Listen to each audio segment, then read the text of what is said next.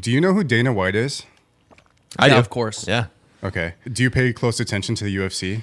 Yeah, I mean, I'm familiar with the UFC and the history, of course, because I'm in martial arts too. I'm interested whenever I watch fights. Have you paid attention to like what's going on as far as their like media rights deal and stuff like that recently? Yeah, so recently UFC said that they're not going to do pay-per-view, that potentially is going to be on Netflix. Yeah, so actually last week they announced that starting in 2026 they're getting rid of the pay-per-view model essentially. Yep. And they just signed a 7-year, $7.7 billion rights deal with Paramount Plus. That's right. Yeah, so obviously like this has nothing to do with YouTube, but I think it kind of correlates to the power of streaming and where it's going.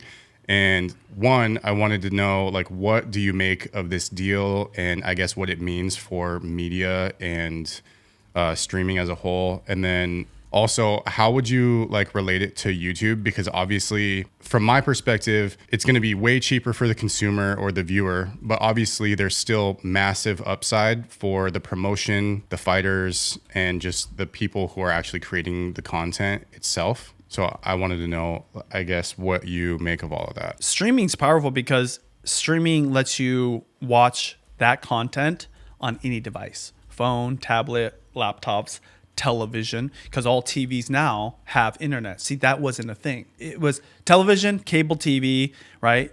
Pay-per-view. All other devices was internet streaming. Now there is no kind of barrier. Like they both kind of have the same thing. In fact, I think most kids, like my kids, they look at the TV and goes, yeah, that's where I watch YouTube. I guess is kind of what we're talking about. Mm-hmm. On the flip side of it, though, Paramount, purchasing it for how much? $7.7 billion over 7 years. So $1 billion a year. So you guys were the ones that taught me this. One of the things that makes YouTube so powerful is user-generated content. It's just unlimited. It's everlasting. It's kind of infinite. And it's basically free. The only other content that you guys told me this, I forgot, maybe it was you, that is kind of equivalent in the nature of like it'll always just be created is sports content, yeah. Right? There's always going to be a new game, a new season. There's so many different sports, so many different leagues. And even if like a team wins, right? Guess what? There's another season. There's going to be a new players, new rookies, new superstars, new winners or whatever. And I think that Paramount and all streaming platforms, their biggest, I'd say, Achilles heel or even kind of like a challenge is they can't keep up with the content demand. So YouTube can, because people like me will go out to Costco and do a vlog every single week of their shopping trip times 1,000,000 or whatever. Yeah. With Paramount and Netflix, they have to script out a movie. They have to hire a production team or whatever. So Paramount buying UFC in a way, even though it's still kind of a big production, I've seen these guys work or whatever, there will always just be the content that people want to watch because people are fans of these fighters. They're fans of the sport. So they needed something like this. YouTube bought the rights to, I think, the NFL, some NFL games. Yes. Amazon, Sunday Ticket, yeah. Amazon Prime, what'd they buy? Thursday Night Football? Thursday Night Football, I mean, it's like, so it's kind of them trying to create a substitute to what YouTube has, which is everlasting content. So my last thought on this is it's a dollar example of the need for more content that they're willing to spend $7 billion, Paramount, to purchase UFC. There's no guarantee UFC will be successful in the next 7 years either. What if it's not? True. But and that 7 years is a lifetime. I'm talking about how right now with AI, week to week, we don't know what the heck is happening. So for them to go out 7 years and spend $7 billion, to me, Paramount doesn't even seem like that big of a company compared to like a Disney, Netflix, or like maybe even a Google. $7 billion is crazy. So I think for the creator, I would say this is showing that your ability to make content is very valuable. People kind of underrate content creators because we are creating, in some people's eyes, amateur content or content that isn't highly produced, when for the viewer, it doesn't matter. Well, they'll watch whatever they're interested in, even if it's just you talking. I mean, I think podcasts being number one on YouTube, by the way, is a good example. Yeah. It doesn't have to be highly produced. I think Not at all. it needs to have like a proper setup, clear audio. But outside of that, it's just the two people are like this talking for 2 to 3 hours. Joe Rogan being the number one. So it's really, when you boil it down to it, it's two things. One, the need for platforms, including streaming platforms, for more and more content. In this case, they're going to do sports content, UFC, right? And then two, there's a lot of money being invested into content creation. And that includes creators through ads, through brand deals, through so many other things. I mean, you even mentioned big investment firms buying up YouTube channels for big money. The easiest way to think about it is from the customer perspective, actually. So if you think about what a customer does, right, on a day-to-day basis, if they go to a streaming platform, they probably see some content that they're interested in. Maybe there's something that somebody is told them about, like a show that they want to watch or something like that. And then they go and they subscribe and they watch the show. Maybe they binge the show, actually, because that you can do that on streaming. It's kind of a new phenomenon with streaming, right? And then you get to the end of the show and you go on the platform and you have maybe like, half of a month left, and you try and find another show that's interesting to you. And I would say at least 50% of the time, if not more, you don't really find anything that's all that interesting. And you either forget to unsubscribe, but a lot of people do unsubscribe. The industry term for that is churn. So that's the word of the day, is churn, right? The people who are unsubscribing from your service, right? Back in the day, Netflix was king. They got to sort of be the only place that people would go to subscribe. Because remember, these people are playing a subscription game to get people to pay.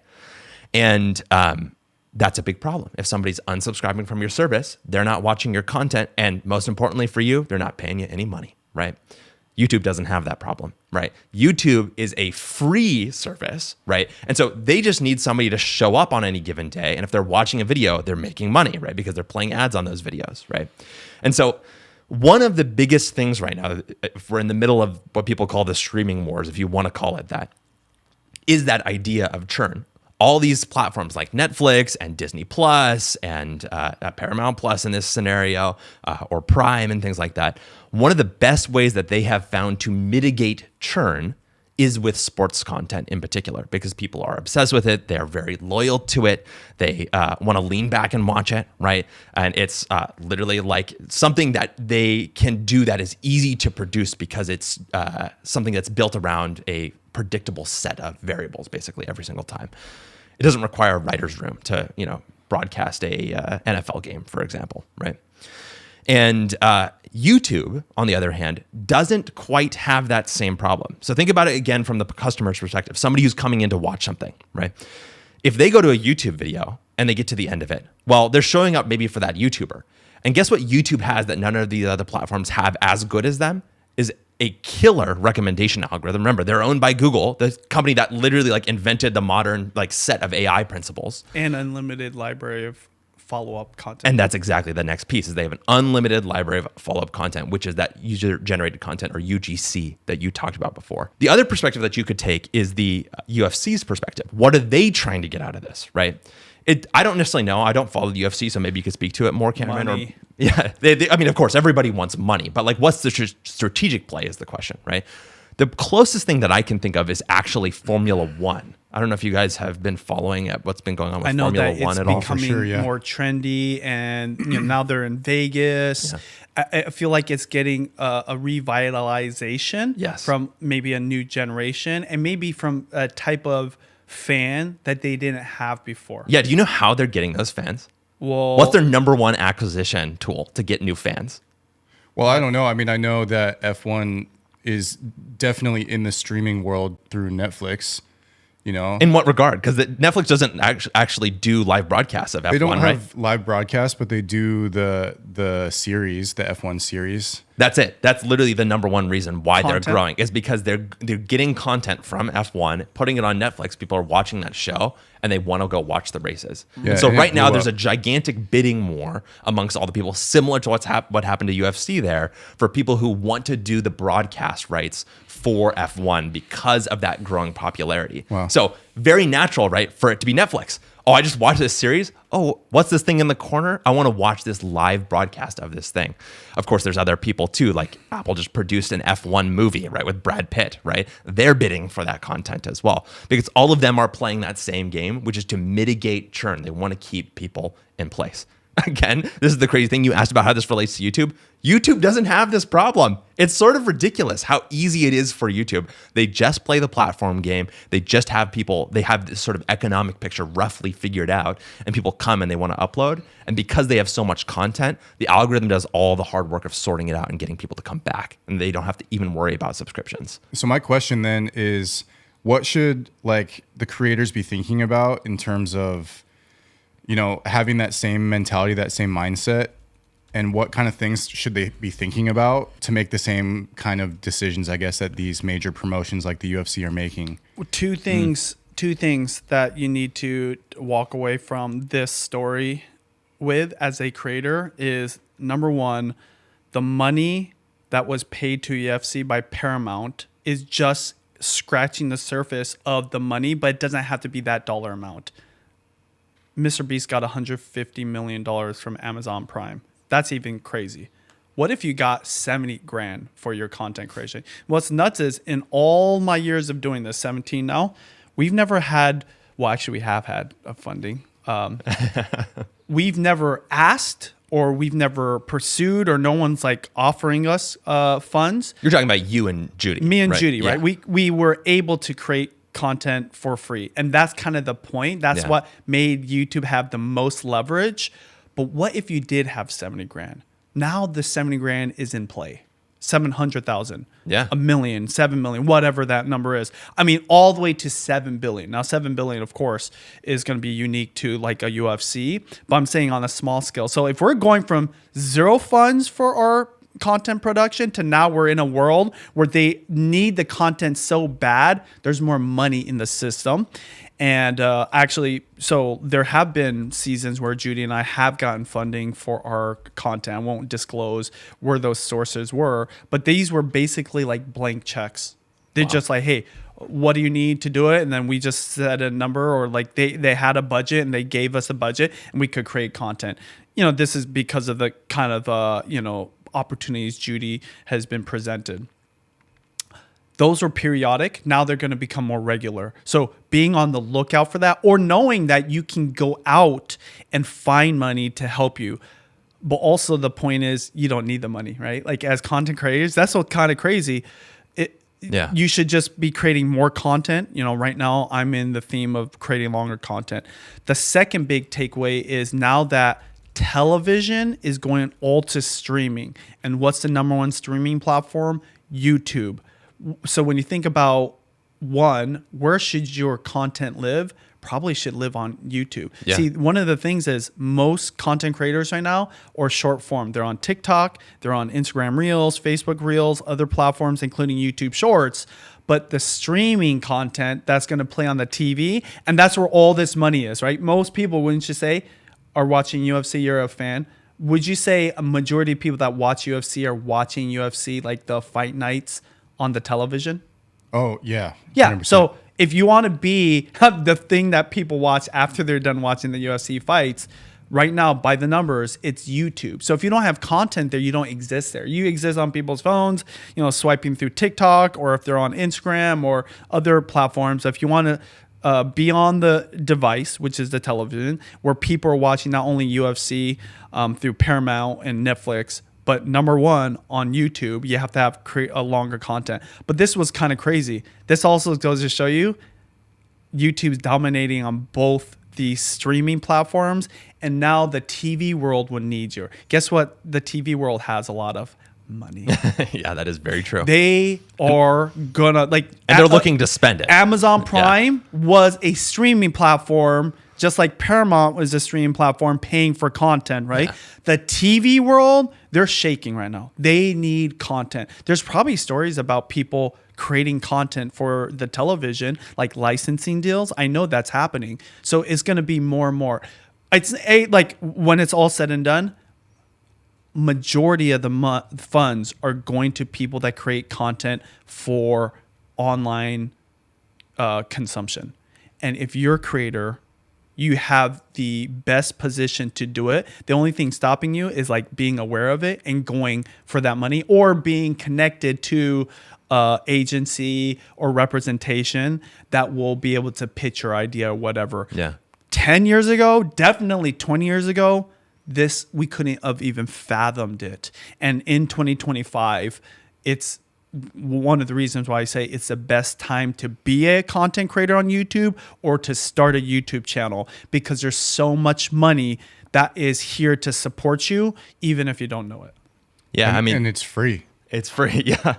Yeah. I think that the thing I love that you said the most is that it's a dollar example of the need for more content for these platforms that have to actually end up paying, where YouTube doesn't have to, right? I would even take it a step further, which is that one thing you always talk about, Benji, is that like platforms basically want two things. They want to get you to the platform, or actually maybe three things, what you say. They want to keep you on the platform, and they want to bring you back to the platform. That back to the platform discussion is exactly what we talked about with churn, right? And so when you're thinking about what you tactically, what you should do as a creator in order to make these platforms happy. Again, YouTube's playing a slightly different game. So if you're showing up and uploading content, you're kind of good to go in a lot of ways, right? Yeah. But if you really want to make YouTube happy, the best way you can do that is think about how you're creating kind of like a show to get people to come back, because that's what people show up for, right? Is to have expectation. That's why people watch UFC fights. That's why people watch the NFL. They kind of know what to expect. And within the rules of that universe, a different outcome plays out, right? And that's exactly what you're trying to create as a creator. A bingeable series of videos. Exactly. And when I say bingeable, not just random videos, but one that could live under the banner of a show, right? So Matt is a good example. The best example right now in my world. He's a cooking creator that does cooking shorts, but also long form cooking videos. He started a new show about his favorite places to eat in Seattle, and all his episodes revolve around that. He did do a Vancouver one, which did well, which means he could start a second show, Exactly. Vancouver favorites series. So yes, I agree with you. And for content creators wanting to take advantage of TV, all the advertising, the monetization opportunities, and this need and demand for longer form content, just make longer videos that scratch somebody's itch, that is like going to be based off of the interest that the viewer has. You do that, you're already ahead of most creators who are still living in 2015 or doing short form content. Like, what it tells me is that creators should be thinking about where the money is being spent, right? Because like Totally. the only reason why it made sense for the UFC and it made sense for Paramount is because that's where the advertisers are. Yeah. And I mean, how do you justify a $7.7 billion rights deal? Because you know that there's an upside from the advertisement that's coming in. Essentially, they're making access to their content like 7 to 8 times cheaper for the consumer, but they're still anticipating a huge, massive upside for the promotion, for the fighters, and for the platform, right? A pay-per-view for UFC typically would cost around $90. And now they can get access to the same content for $13 a month. You know what I mean? That's crazy to me. And Well, that it shows you how exactly what Benji said, how valuable it is to Paramount specifically to have people stay subscribed, right? yeah, it's a no-brainer. Yeah. Yeah. I totally agree with you. And I'll just nail it home one more time, which is that I think Benji's takeaway was the most profound here, which is that it is truly a dollar amount for what it takes to keep people on platforms, and that YouTube gets it for free. And the practical takeaway that I'm leaving this conversation with is about how you can format your content to take advantage of the same type of effects that keep people coming back to these platforms. 100%. We've been doing it for almost 20 years now.